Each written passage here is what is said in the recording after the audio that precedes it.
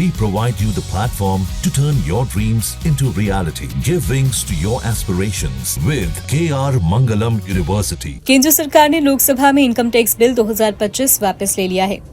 संसद की मंजूरी के बाद उन्होंने आयकर विभाग वापस ले लिया है।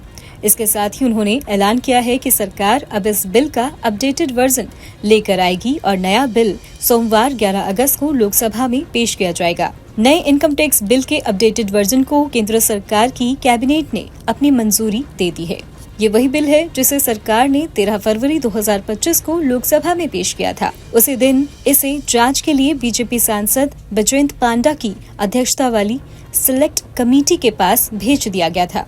कमेटी ने करीब 5 महीने तक समीक्षा करने के बाद 22 जुलाई को अपनी रिपोर्ट संसद को सौंपी। सरकार ने कमेटी की सभी सिफारिशें मान ली हैं और अब इन्हीं बदलावों को शामिल करते हुए नया ड्राफ्ट तैयार किया गया है, जिसे कैबिनेट ने हरी झंडी दे दी है। बिहार में वोटर लिस्ट के विशेष गहन पुनरीक्षण यानी SIR के मुद्दे पर विपक्षी सांसदों के शोर शराबे के बीच निर्मला सीतारमण ने सिलेक्ट कमेटी की रिपोर्ट के आधार पर बिल वापस लेने की इजाजत मांगी। मंजूरी मिलते ही उन्होंने ऐलान किया कि नया बिल बेहतर भाषा और स्पष्ट प्रावधानों के साथ पेश किया जाएगा। ये नया कानून मौजूदा इनकम टैक्स एक्ट 1961 की जगह लेगा। करीब 6 दशक पुराने इस कानून में 298 धाराएं शामिल की गई हैं, जो आम टैक्स पेयर्स के लिए जटिल और तकनीकी मानी जाती है।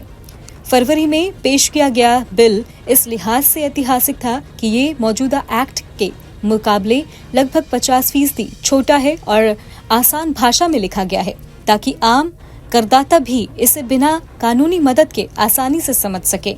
बीजेपी सांसद बैजयंत पांडा की अगुवाई वाली सिलेक्ट कमेटी ने अपनी रिपोर्ट में कई अहम सुझाव दिए हैं।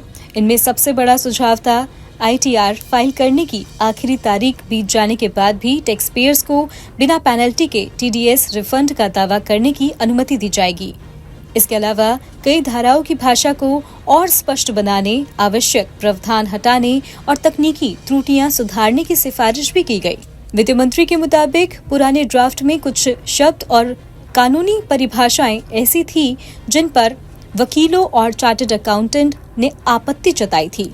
लोकसभा की विशेष समिति ने भी इन कमियों की ओर ध्यान दिलाया। इसी वजह से सरकार ने फिलहाल बिल को वापस लेकर उसमें सुधार करने का फैसला किया है।